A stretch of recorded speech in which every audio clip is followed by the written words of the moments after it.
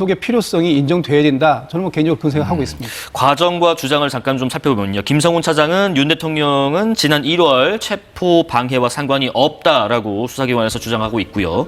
지난 1월 3일 당시에 그 체포영장 집행 저지는 윤 대통령이 아닌 박종준 전 경호처장의 지시였고 박 전 처장 사임 닷새 뒤인 1월 15일에 이루어진 2차 체포영장 집행 때도 박 전 처장의 지시가 계속 유지돼서 체포영장 집행 저지에 나섰다는 주장인데 이 영장에는요. 지난 1월 15일 윤 대통령 2차 체포영장 집행 당시 김 차장이 욕설과 함께 경호처 직원들에게 체포 저지를 지시한 정황도 포함됐다. 이런 얘기도 있는데 이 두 사람의 영장 심사 지금 진행 중인데 결과는 어떻게 예상하십니까? 일단 그 공무집행 방해라고 하지 않습니까? 예. 그런데 공무집행이 불법적으로 이루어졌으면 거기에 방해를 했다고 제가 되진 않겠죠.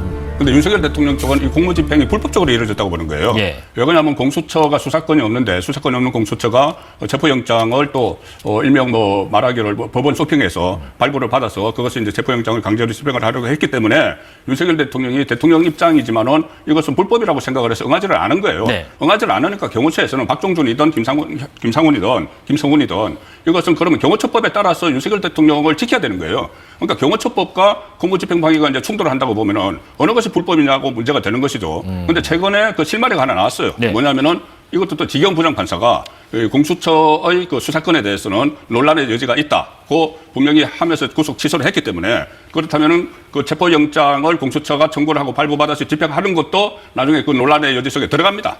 들어가기 때문에 이걸 지금 당장 불법이다 아니다 이렇게 판단을 하는 것은 좀 무리가 있기 때문에 네. 아마 영장이 그리고 또 검찰 단계에서도 경찰에서 신청한 거 3번이나 반려를 했잖아요. 네네. 네 번째 다시 법원에 했기 때문에 법원 판단도 이 논란의 소지가 있고 또 지경 부장판사의 그 결정문도 있기 때문에 아마 기각될 가능성이 저는 높다고 봅니다.